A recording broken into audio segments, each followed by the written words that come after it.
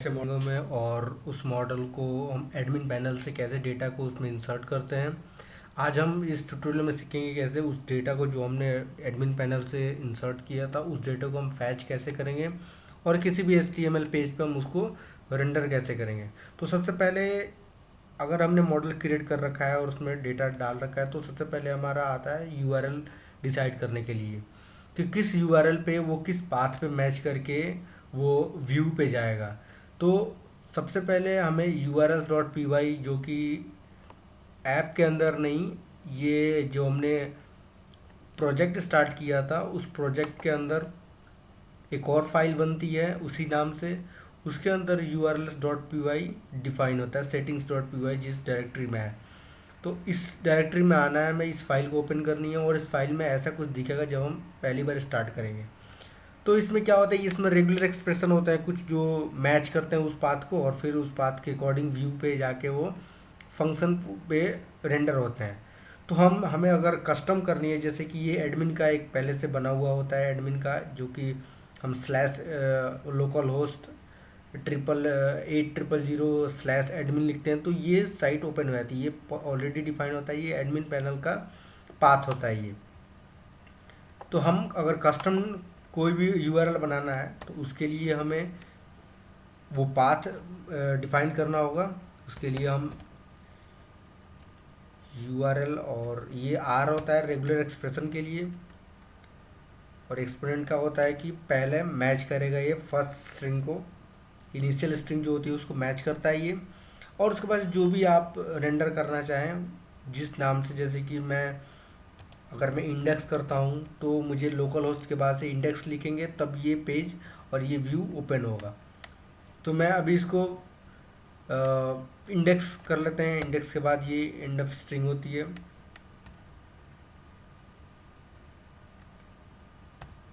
अब यहाँ पे जो आता है वो जो फंक्शन हम बनाएंगे views.py में, उस फंक्शन का नेम यहाँ आता है। तो मैं इंडेक्स के नाम से ही देता हूँ, आप कोई भी नाम दे सकते हैं, ये जरूरी नहीं है कि सेम होना चाहिए। कोई भी नाम, जैसे इंडेक्स, मैं इसको होम लिख दूँ तो होम को ये सर्च करेगा अपने व्यूज़ में। उससे पहले यहाँ पे हमें पहले views.py जो फाइल है ऐप की उसको इंपोर्ट करानी होती है। उसके लिए हम लिखते हैं फ्रॉम, जो हमारा ऐप का नेम है, माई ऐप डॉट व्यूज़। ये व्यूज़ हो गए, उस व्यूज़ जो ऐप है वो व्यूज़ है, और इंपोर्ट करा लेते हैं जितने भी हैं सारे को हमने इंपोर्ट करा लिया। तो स्टार्ट करने से पहले ये हमें इंपोर्ट कराना होगा views.py, नहीं तो ये फिर होम जो है वो लिखेगा अनडिफाइंड और अनरिकॉग्नाइज्ड। तो हमने होम दे दिया यहाँ पे। अब ये होम को सर्च करेगा इसमें जाके इस नेम से views.py में। अब हम views.py में आते हैं, ऐप के अंदर जो हमने यहाँ पे कुछ इंपोर्ट करनी होती है, जैसे कि हमें मॉडल्स में जितने भी मॉडल्स हैं सबसे पहले उसको हम इंपोर्ट करेंगे। अगर फॉर्म बना रखा है तो फॉर्म होगा, वरना इसको हम अभी फॉर्म से वर्क नहीं कर रहे तो उसको कमेंट कर लेते हैं। तो और उसके बाद से ये HTTP होती है, इसमें ये क्लास होती है, इसकी जितनी भी HTTP रिस्पॉन्स, HTTP रीडायरेक्ट, तो ये सारी चीज़ हम इंपोर्ट कर लेते हैं इसको। अब हम होम के नाम से डेफिनेशन एक फंक्शन बनाते हैं, डेफ करते हैं फंक्शन बनाने के लिए।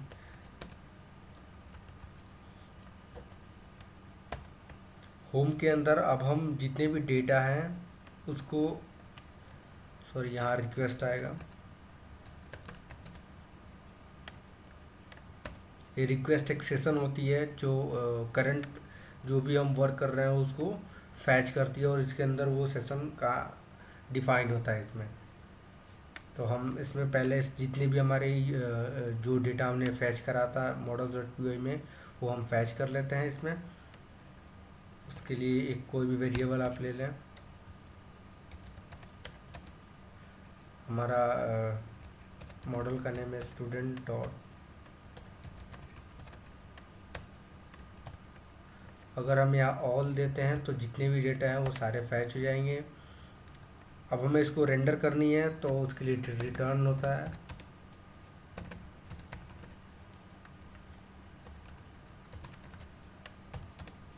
अब यहाँ पे एक HTML जो भी फाइल होती है उसका नाम देते हैं हम। तो हम इसको देते हैं index.html, और यहाँ पे हम डिक्शनरी में की पास करते हैं, जो भी आप की देना चाहें। ये डिक्शनरी होती है और इस डिक्शनरी में हम इसकी वैल्यू जो भी की हमें पास करनी पास जो भी, जैसे ये ओबीजे करके एक वैल्यू है, इसको हमने पास किया हुआ, ये एट्रीब्यूट इसको हमने पास किया है ओबीजे की। ये की आप कोई भी दे सकते हैं, कुछ भी दे सकते हैं एज पर अपने कन्वीनियंस के थ्रू। यहाँ पे 1 2 जो भी आप दे सकते हैं की, और इस की के थ्रू ही ये वैल्यू एक्सेस होती है HTML पेज के पास। जब HTML पेज हम ओपन करेंगे तो इस की के थ्रू ही ये वैल्यू एक्सेस होगी। तो हमने इसको रेंडर कर दिया है इसमें। अब हमें सबसे पहले, अब जो भी हमारा ऐप है, ऐप के अंदर आके हमें एक डायरेक्टरी बनानी पड़ेगी जिसका नाम है टेम्पलेट्स। टेम्पलेट्स डायरेक्टरी में जितनी भी HTML फाइल होती हैं वो डिफाइन होती हैं, और हम यहाँ मैंने बना रखा है एक। आप भी अगर आपने नहीं बनाया है तो आप एक बना लीजिए टेम्पलेट्स। ये सेम नाम होना चाहिए, टेम्पलेट्स, लास्ट में एस भी होना चाहिए। उस एस को आप लास्ट में लिखेंगे और इस नाम से एक डायरेक्टरी बना लीजिए, जिसका हम इसमें सारे जितने भी HTML फाइल होंगी उसे हम डिफाइन करेंगे। तो इस डायरेक्टरी में एक नया फाइल बना लेते हैं।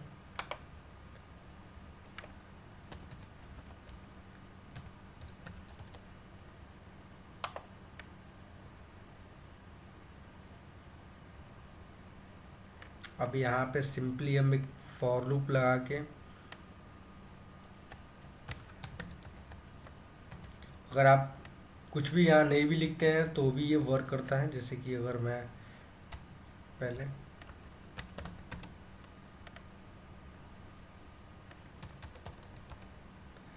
फॉर के इन ओबीजे जो की थी वहाँ पे हम इस की को यूज़ करेंगे, और यहाँ पे फॉर लूप को हम एंड कर देते हैं।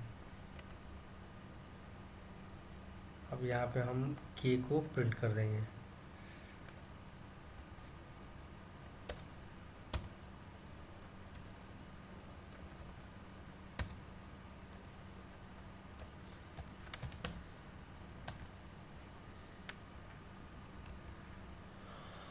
अब हम इसको चेक करेंगे कि ये वर्क कर रहा है कि नहीं।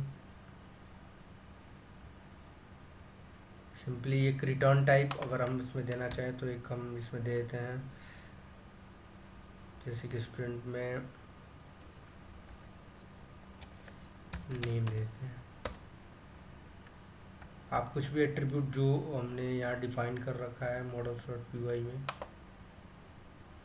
नेम है, ईमेल आईडी है, सिटी मार्क्स, तो ये सारे जितने भी आप इसमें डिफाइन कर सकते हैं।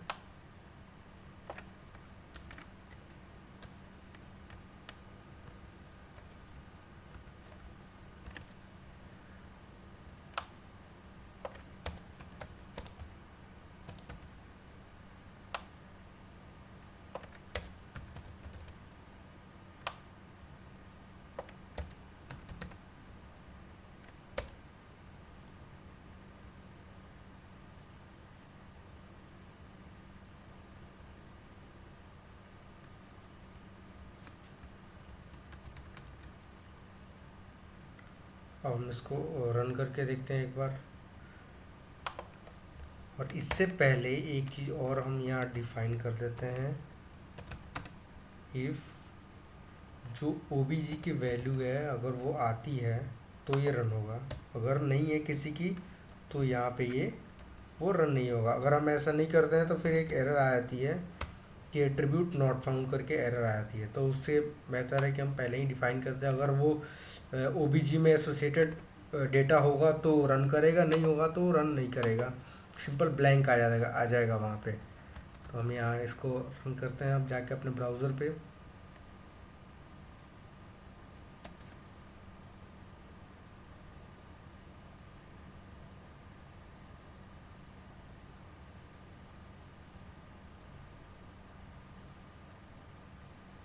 यहाँ हम देख सकते हैं कि जितनी भी डेटा थी वो सारी डेटा यहाँ हमारी फैच हो चुकी है। अब ये ऐसे दिख रहा है, इसको थोड़ा सा हम ऑप्टिमाइज़ कर लेते हैं। तो यहाँ पे आप दे दीजिए HR करके, हॉरिजॉन्टल रूल होता है ताकि वो सेपरेट दिखे सारे।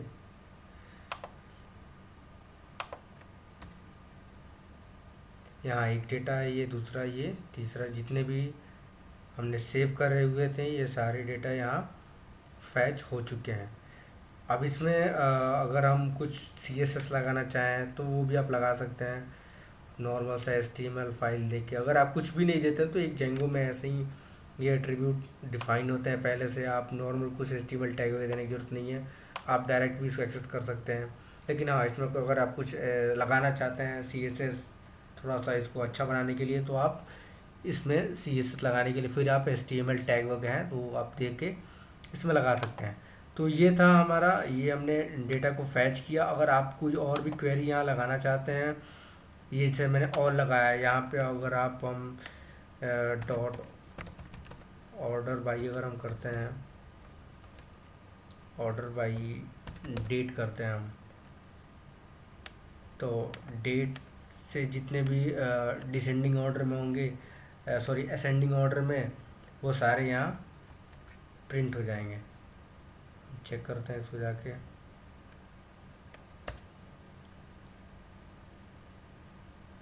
वही है, अब इसको एक बार माइनस करेंगे तो फिर डिसेंडिंग ऑर्डर तो हो जाएगा।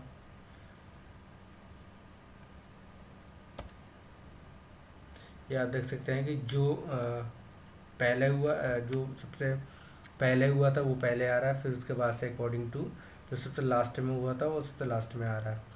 तो ये डेट के अकॉर्डिंग ये सॉर्ट हो चुका है, ऑर्डर हो चुका है। अगर आप कोई भी क्वेरी लगाना चाहते हैं इसमें, जैसे कि ये सारा आप चाहते हैं कि जैक्सन के नाम का हो और उसकी डेटा सारी पैच हो, तो आप और भी यहाँ पे क्वेरी लगा के आप यूज़ कर सकते हैं इसको और डेटा फैच कर सकते हैं।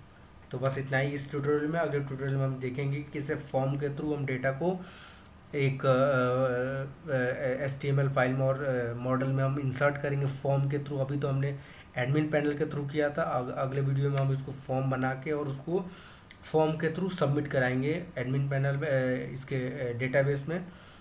तो इस वीडियो के लिए इतना ही। अगर आपको पसंद आया हो तो प्लीज़ इसको लाइक और सब्सक्राइब जरूर कीजिएगा, क्योंकि इसके आगे बहुत सारी वीडियो आने वाली हैं जो हम प्रोजेक्ट बनाने वाले हैं, वो उसको हम ट्यूटोरियल के थ्रू बनाएंगे। तो दैट्स ऑल, थैंक यू।